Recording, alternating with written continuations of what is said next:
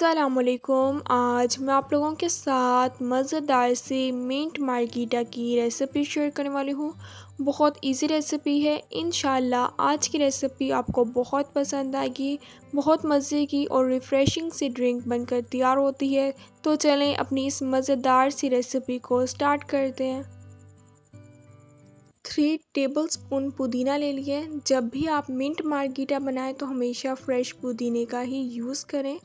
Half tea spoon इसमें काला नमक ऐड कर देना है। अगर आप वाइट नमक का यूज़ करना चाहते हैं तो आप वो भी यूज़ कर सकते हैं। 1 टीस्पून इसमें शुगर ऐड कर दी है, ऑप्शनल है। अगर आप इसे स्किप करना चाहते हैं तो आप इसे स्किप भी कर सकते हैं। 1 टीस्पून लेमन जूस ऐड कर दिया है। 2 कप हमने इसमें 7 अप ऐड कर दी है।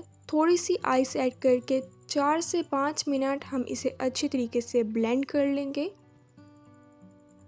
मज़ेदार सा मिंट मार्गीटा बनकर तैयार हो गया है। अब मैं इसे ग्लास में निकालती हूँ।